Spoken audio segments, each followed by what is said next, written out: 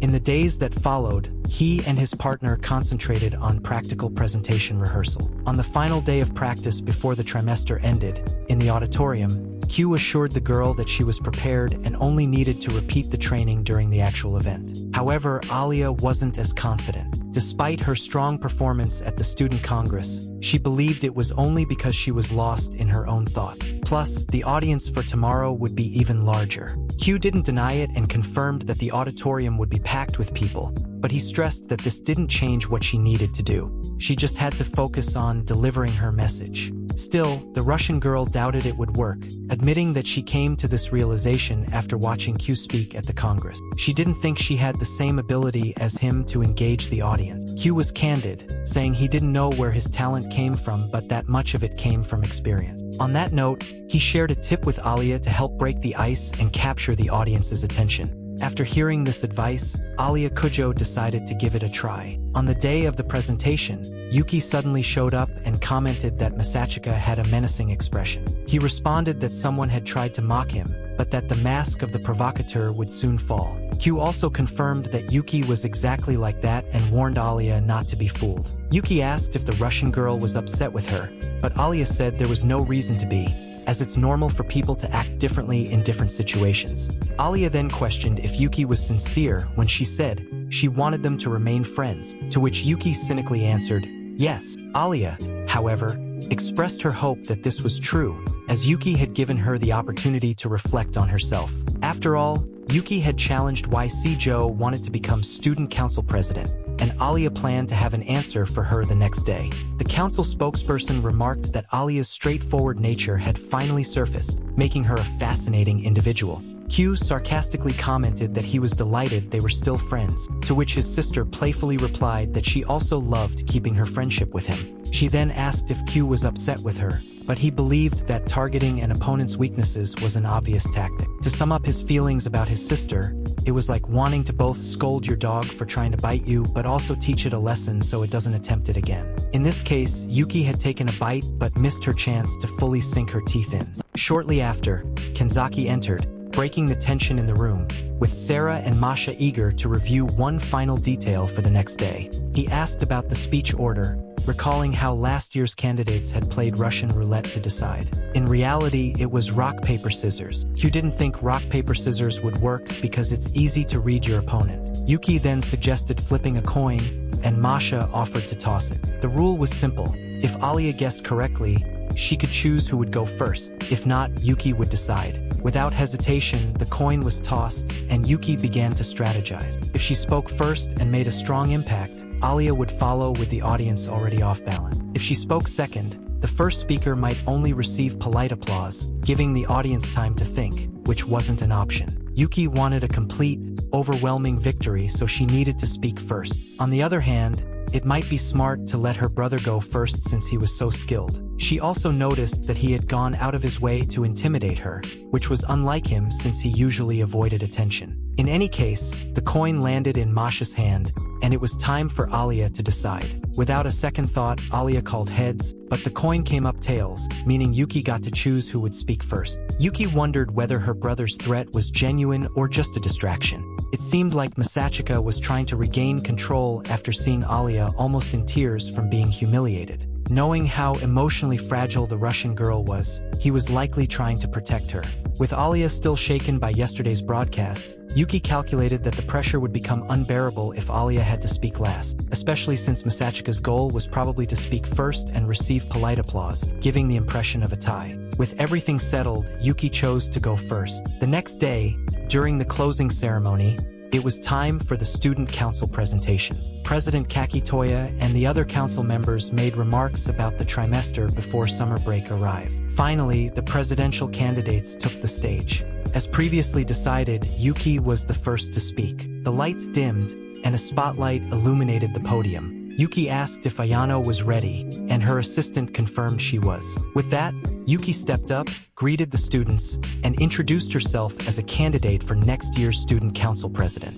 Afterward, some students voiced their support for her. Yuki then presented her first proposal. If elected, she would create a school that seriously considered student input through a suggestion box. Although the school had had one for years, few students used it, and Yuki understood this was because no one believed real change would occur, which made sense since most council members were preoccupied with the demands of their new roles, so absorbed in their tasks that they neglected student concerns. However, Yuki assured the crowd that she would bring these ideas to life. For example, she proposed changes to sports competitions, adjustments to school festival events, and even the introduction of new events like Halloween or Christmas. She had already served as student council president in middle school and now in high school. With the experience and background to support her, Yuki is confident that she's uniquely positioned to make all of this happen. With that, Yuki-Su thanks the audience for their attention and wraps up her presentation. Backstage, Q comments that her speech was full of vague promises without anything solid, but Kenzaki admits that,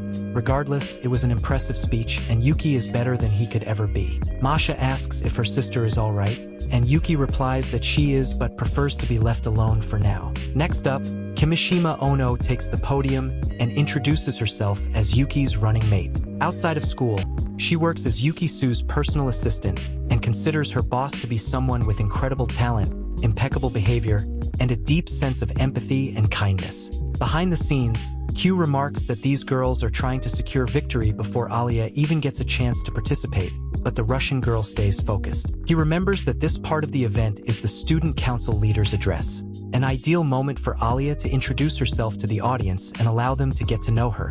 Meanwhile, Ayano finishes praising Yuki and ends her speech, with both girls receiving well-earned applause from the audience. Now it's Alyssa Kujo's turn, the student council treasurer. As Alya walks up to the podium, the audience is still buzzing from the previous speeches, believing the election is already decided. Then, Alya catches everyone off guard by taking a deep breath and starting her speech in Russian. This move shocks everyone, drawing their full attention as she speaks in her native language for several moments. Finally, she switches back to Japanese, explaining that her nerves got the better of her, which is why she started in Russian. The audience is unsure if it was a joke, leading to a few chuckles. The day before, Q had suggested this tactic to Alya, advising her that, if they were going second, she should begin her speech in Russian to pull the audience's focus away from the previous candidate. So, Alya Kujo begins her real speech, acknowledging that she doesn't yet have a political record to boast about, as she only recently transferred to the school.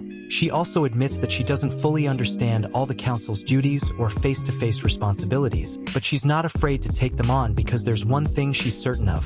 Alya is someone who works harder than anyone else and always strives to give her best to achieve her ideal goals. She believes that people should never rest after accomplishing something but should always aim for more. While Alya's ambition sometimes causes tension, leading to failure, she has learned from her mistakes and helped her class win the award for Best Attraction at last year's festival. Of course, she didn't do it alone, and she acknowledges that she still has much to improve in order to become a strong student council president. As she shares these thoughts, Alya recalls when Q told her how driven, serious, and hardworking she is, which is why she must keep moving forward. She continues, saying that despite her flaws, she had the courage to stand before everyone and speak from the heart, promising to make up for any shortcomings step by step. She vows that if she doesn't feel capable of fulfilling her role, she will withdraw her candidacy. But until then, she asks for everyone to pay attention to her political efforts. As her speech ends, the audience's applause grows steadily. Masachika congratulates his partner, telling her it's time to win, and takes the stage.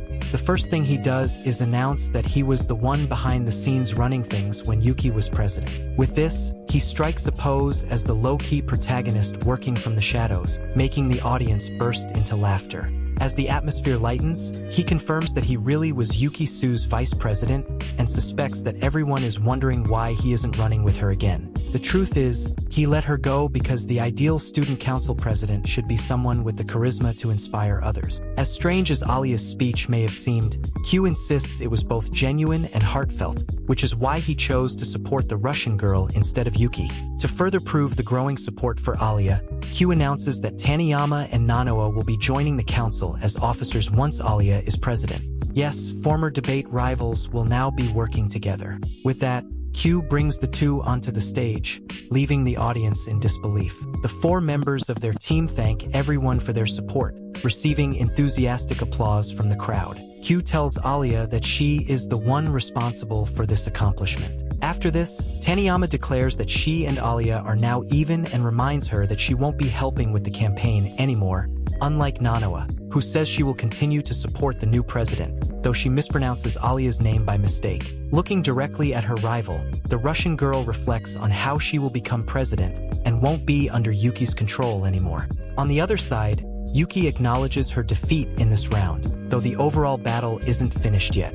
Later on, Q discovers that he ranked 33rd in the school's grade average, meaning he lost the bet that he would make it into the top 30 and now has to do whatever Alya asks. In Russian, the girl expresses disappointment, saying she had hoped he would win because that's what she wanted. Embarrassed, Q requests that she call him by his first name, explaining that they are now recognized as a united team. With that, Alya calls him Masachika, and both blush, unsure of where to look as they leave the school together. Masachika mentions that they'll need to start preparing for the election even during summer break. In Russian, Alya asks him to look at her and replies that it would be her great pleasure. And that's how the anime of the Russian girl ends. My dear, if you enjoyed it, please leave a like, subscribe, and hit the notification bell. It means a lot to me. Also, check out the next recap that's popping up on the screen. Thank you for watching, and see you next time.